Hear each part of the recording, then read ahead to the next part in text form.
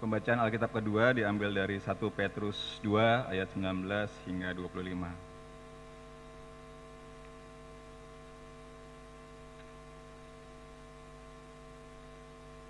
Satu Petrus 2 ayat 19 hingga 25. Sebab adalah kasih karunia jika seorang karena sadar akan kehendak Allah menanggung penderitaan yang tidak harus ia tanggung.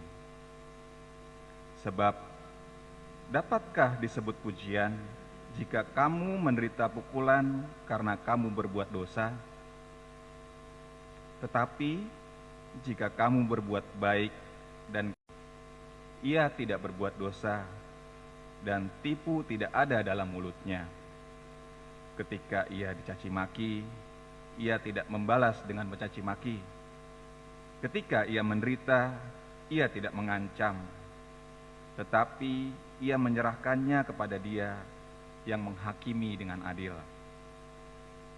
Ia sendiri telah memikul dosa kita di dalam tubuhnya di kayu salib, supaya kita yang telah mati terhadap dosa hidup untuk kebenaran. Oleh bilur-bilurnya kamu telah sembuh. Sebab dahulu kamu sesat seperti domba, tetapi sekarang kamu telah kembali kepada gembala dan pemelihara jiwamu. Demikianlah sabda Tuhan. Syukur kepada Allah. Bangkit berdiri. Inilah Injil Yesus Kristus menurut Yohanes 10 ayat 1 sampai dengan 10. Gembala yang baik. Aku berkata kepadamu, sesungguhnya siapa yang masuk ke dalam kandang domba dengan tidak melalui pintu, tetapi dengan memanjat tembok, ia adalah seorang pencuri dan seorang perampok. Tetapi siapa yang masuk melalui pintu, dia adalah gembala domba. Untuk dia, penjaga membuka pintu dan domba-domba mendengarkan suaranya, dan ia memanggil domba-dombanya masing-masing menurut namanya dan menuntunnya keluar. Jika semua dombanya telah dibawanya keluar, ia berjalan di depan mereka, dan domba-domba itu mengikuti dia karena mereka mengenal suaranya. Tetapi seorang asing pasti tidak mereka ikuti, malah mereka lari daripadanya karena suara orang asing tidak mereka kenal. Itulah yang dikatakan Yesus dalam perumpamaan kepada mereka, tetapi mereka tidak mengerti apa maksudnya. Ia berkata demikian kepada mereka. Maka kata Yesus sekali lagi, Aku berkata kepadamu, dan menemukan padang rumput. Pencuri datang hanya untuk mencuri dan membunuh dan membinasakan. Aku datang supaya mereka mempunyai hidup dan mempunyainya dalam segala kelimpahan. Saya ingin bacakan sampai ayat 11. Akulah gembala yang baik. Sabda Yesus. Gembala yang baik memberikan nyawanya bagi domba-dombanya. Demikian pembacaan kitab suci. Berbahagia kita semua yang mendengar dan yang percaya dan yang setia melakukan firman Allah. Haleluya. Haleluya. Haleluya. Haleluya.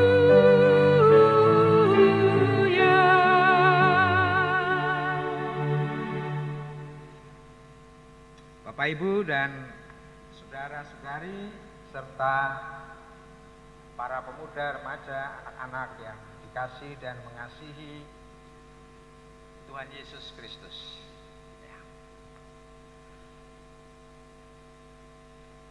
Pada pagi hari ini kita akan membahas sebuah tema.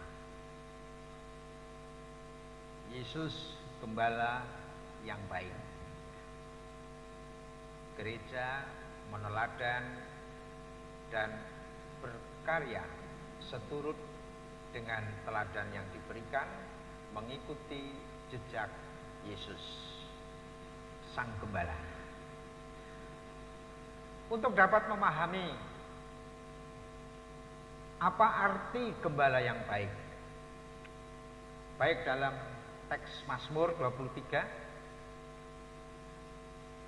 baik dalam Injil Yohanes pasal 10, maka kita perlu mengerti bagaimana kehidupan para gembala di padang. Ada gembala yang baik, ada gembala yang tidak baik. Nah, kehidupan di padang. Para gembala di Israel berbeda dengan para gembala di Indonesia pada umumnya atau di Jawa pada khususnya. Gembala di Israel itu tinggal di padang, padang yang gersang, tidak banyak pepohonan, paling ada rumput-rumput, itu pun tidak sesubur rumput di negeri kita. Tempat tinggal mereka padang dengan bukit-bukit batu. Bukit-bukit batu, di dalam bukit-bukit itu ada juga gua-gua gitu. Biasa bukit batu kapur ya, misalnya. Nah, itu catatan pertama. Gembala tinggal di padang dengan domba-dombanya. Catatan yang kedua, gembala di Israel biasanya membawa tongkat. Nah, saya membawa tongkat.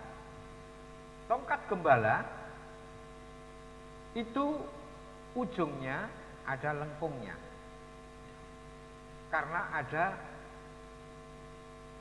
tugas gembala yang harus dilakukan, biasa dikerjakan. Tanah yang berbatu dan pegunungan membuat para domba itu seringkali terpeleset atau jatuh ke jurang. Maka tongkat ini berguna untuk menolong ya, domba yang terpeleset, domba yang jatuh ke jurang. Tongkat gembala ini dipakai untuk mengait leher domba, atau bukan leher tapi pada bagian dada, diangkat. Tongkat gembala juga dipakai oleh para gembala untuk menghadapi musuh. Siapa musuhnya? Ya, namanya kehidupan di padang. Musuhnya itu banyak. Bisa juga ular. Wah, ular yang mau memakan domba-domba atau terutama anak domba. Maka gembala harus berusaha membunuh ular. Dia harus berani melawan ular. Bukan hanya ular, kadang binatang buas. Kita ingat cerita Simpson misalnya. Apa yang dihadapi oleh Simpson? Bahkan singa. Gembala harus berani melawan singa.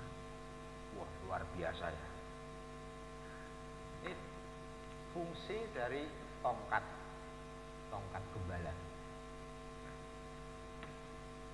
Selain tongkat, biasanya gembala juga membawa ketapel, atau kalau di sini anak-anak bilangnya pelinteng gitu ya, ketapel.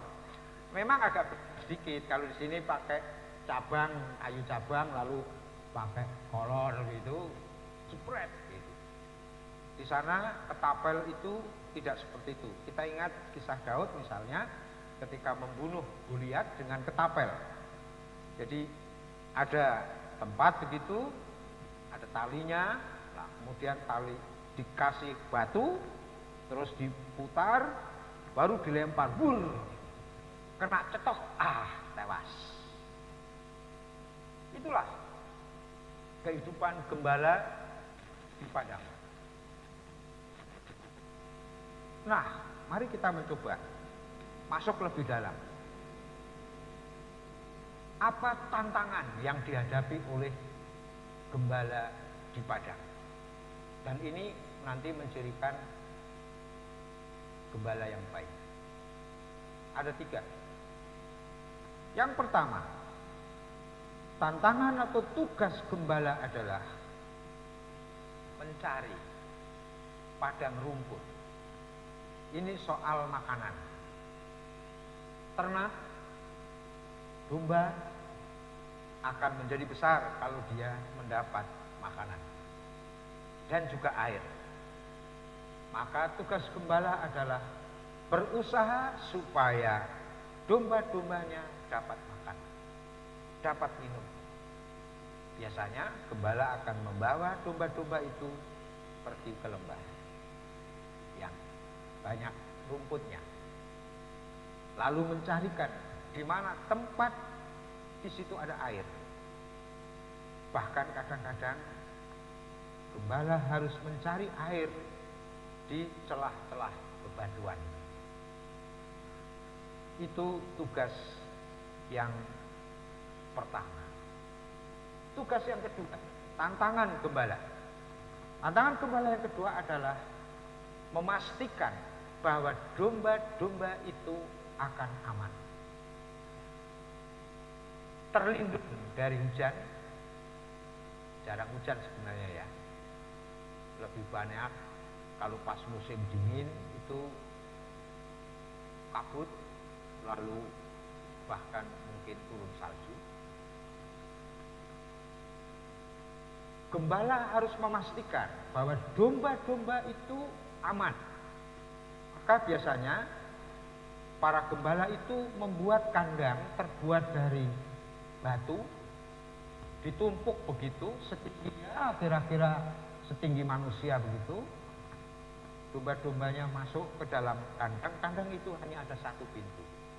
Jika tidak ada kandang atau jauh dari kandang yang dibuat, para gembala itu akan menuntun domba ke gua supaya dia aman ketika malam. Aman dari pencuri, aman dari binatang buas, aman dari segala ancaman. Nah, itu sebabnya nanti kita tahu kenapa gembala itu tidurnya di depan pintu, bukan ngumpet di tempat yang lain, supaya gembala itu bisa memastikan, bisa mengetahui di luar ada apa, dan memastikan bahwa domba-domba itu tidak keluar masuk, tidak keluyuran. Tugas yang ketiga, gembala itu harus melindungi domba-dombanya. Nah, ini tugas yang paling berat, apalagi ketika harus menghadapi musuh binatang buas. Itulah kira-kira tantangan para gembala yang tinggal di padang. Baik, kita akan masuk lebih dalam lagi tentang Tuhan Yesus gembala yang baik. Ada 3 ciri gembala yang baik. 1, gembala yang baik berusaha mencari padang rumput agar ternaknya bisa makan. Tadi sudah saya sebut. Yang kedua, gembala yang baik berusaha menjaga dan melindungi ternak agar tetap aman. Itu tadi juga sudah saya sebut. Lalu yang ketiga, gembala yang baik berani menghadapi serangan binatang buas, pencuri atau penjahat di waktu malam. Itu juga tadi sudah kita sebut. Kita coba lihat detailnya satu persatu. Tuhan Yesus gembala yang baik. ciri yang pertama.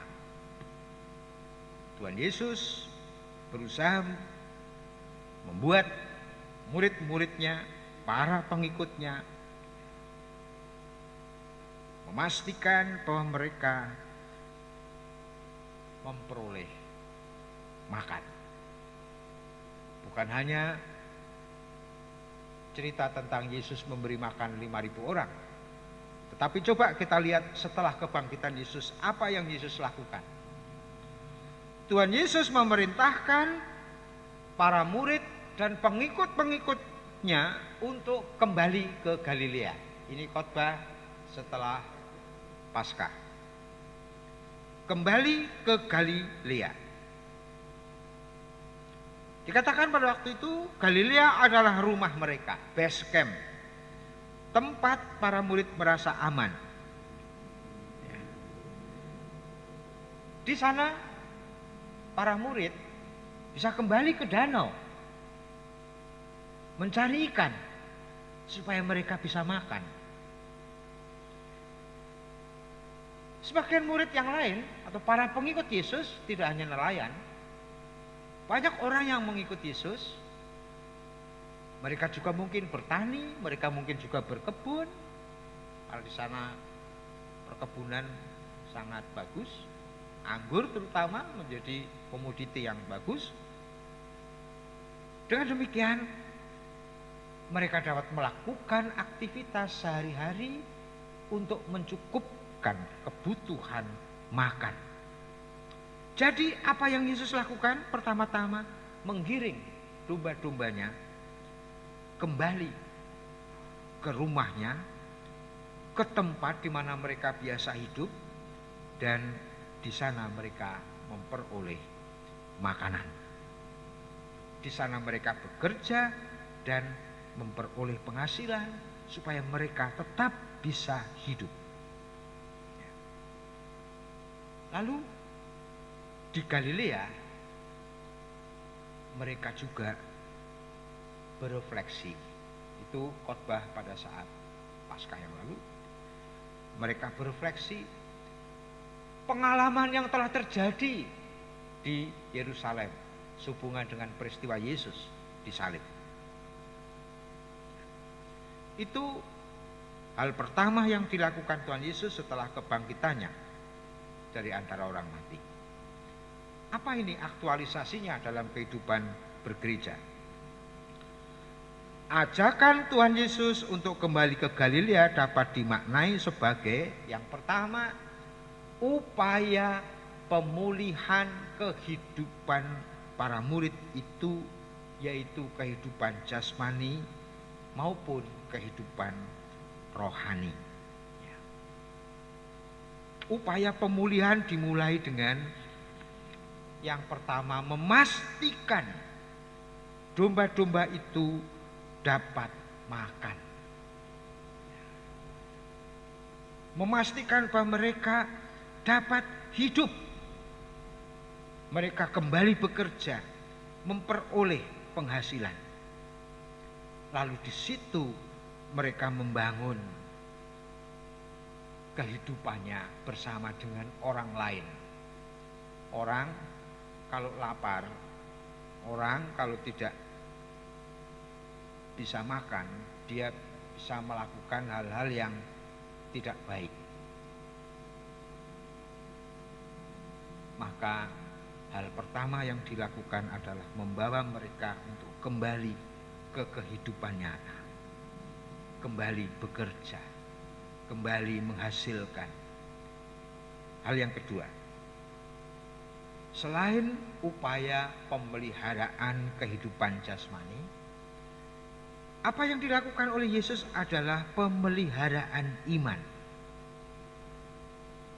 Pemeliharaan iman agar pada saatnya para murid Yesus itu setelah berefleksi tentang peristiwa Yerusalem, mereka mampu melakukan tugas yang diberikan oleh Tuhan. Apa itu? Memberitakan Injil, memberitakan kabar baik.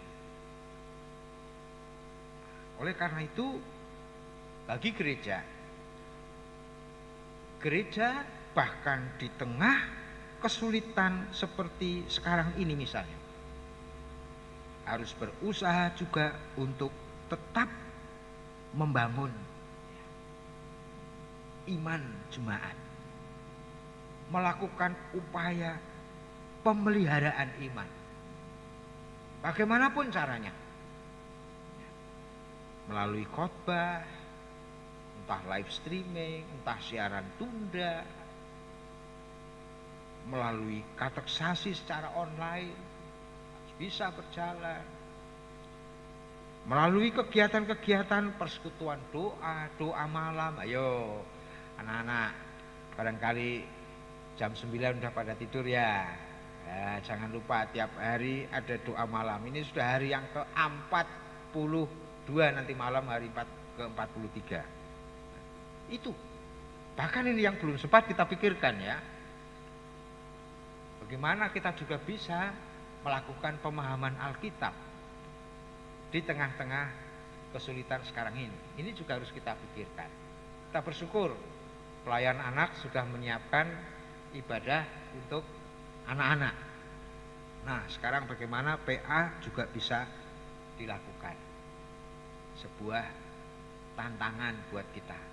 Tapi itu panggilan gereja, itu tugas gereja melakukan pemeliharaan iman.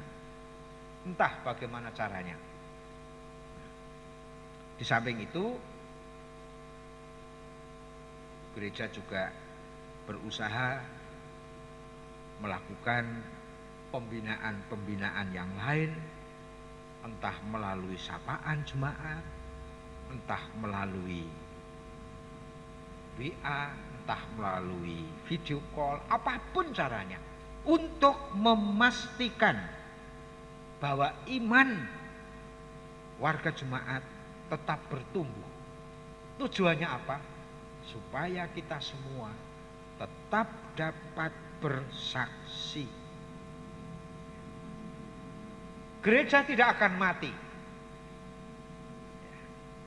Injil adalah kekuatan Allah yang menyelamatkan setiap orang yang percaya. Ia menembusi kebudayaan, ia menembusi segala kesulitan, ia menembusi segala keadaan.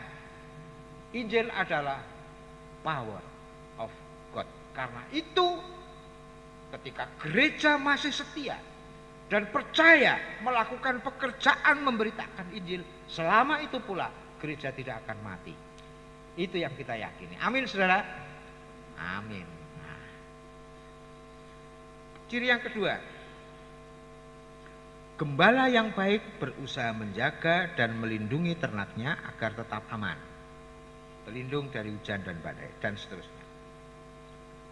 Gereja ini ibarat kandang, gua yang besar,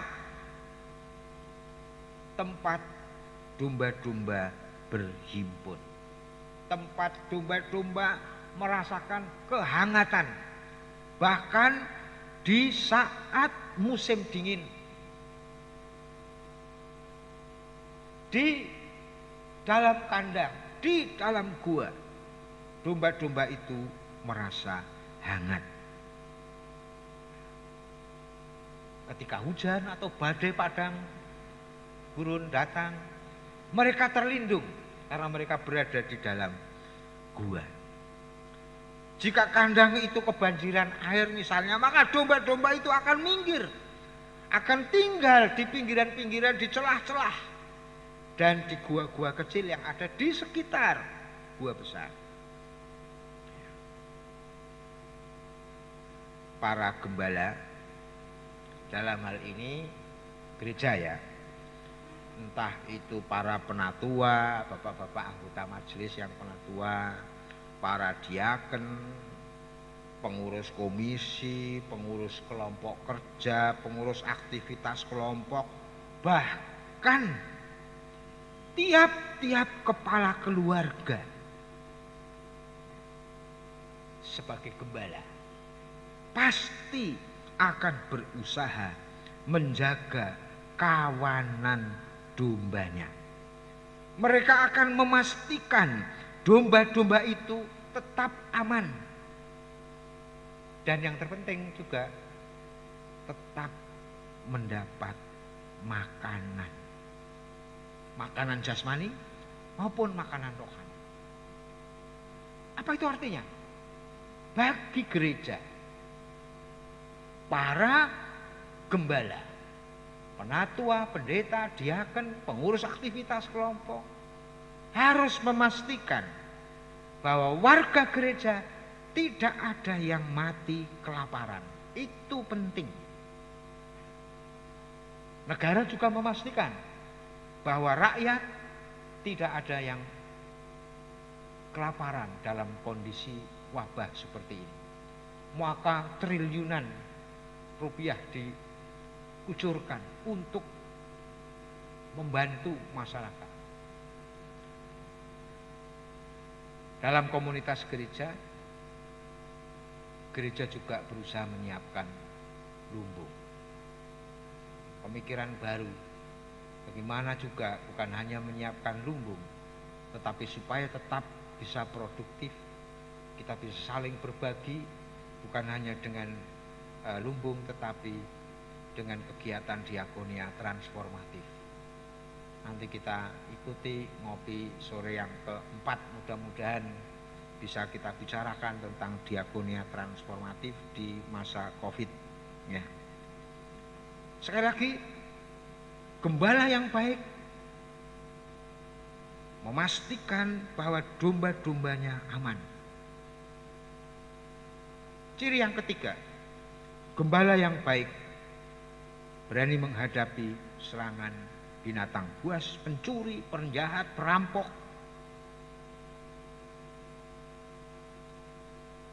Itu sebabnya tadi saya katakan gembala akan tidur di depan pintu untuk menjaga.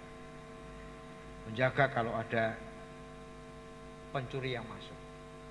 Dalam bacaan Yohanes, pencuri itu bisa memanjat lewat tembok. Iya. Ya. Gembala juga harus cermat melihat, jangan sampai ada pencuri atau perampok yang akan mencuri atau merampok kawanan dombanya. Dia harus berani untuk melawan para pencuri, melawan para perampok. Nah, tentang ini, bagaimana dalam kehidupan bergereja? Sejujurnya ini, saya ini ragu.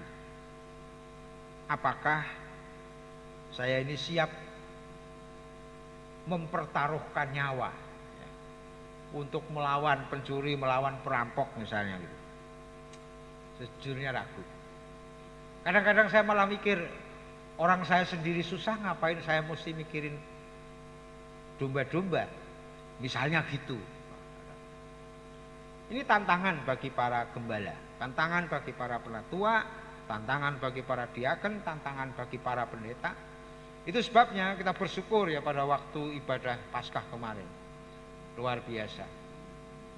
Semangat anggota majelis jemaat, semangat pengurus aktivitas kelompok ketika saya bertanya, apakah kita siap membawa berkat Tuhan ini kepada jemaat? Mengantarkan ke rumah-rumah, bukan hanya para gembala, penatua, pendeta, diaken, tapi bahkan relawan, pengurus aktivitas kelompok dan para relawan. Siap Pak. Nah, itu artinya apa? Kita masih sungguh bersyukur, banyak yang masih sedia untuk melayani. Karena memang kondisinya masih memungkinkan, kecuali kondisinya sudah tidak memungkinkan. Nah, saudara-saudara, sekali lagi, ketika harus menghadapi musuh, apakah seorang gembala berani mempertahankan nyawa, mengorbankan nyawanya? Ini pertanyaan yang tidak mudah untuk kita masing-masing. Satu hal yang kita tahu, hanya Tuhan Yesus gembala yang baik. Itu sebabnya bacaan Yohanes 10 ayat 11 mengatakan, akulah gembala yang baik. Gembala yang baik memberikan nyawanya bagi domba-dombanya. Mari kita bekerja, mari kita berkarya. Bagaimana kita bisa juga mempertaruhkan pelayanan kita bagi kehidupan domba-domba Allah. Tuhan memberkati. Amin.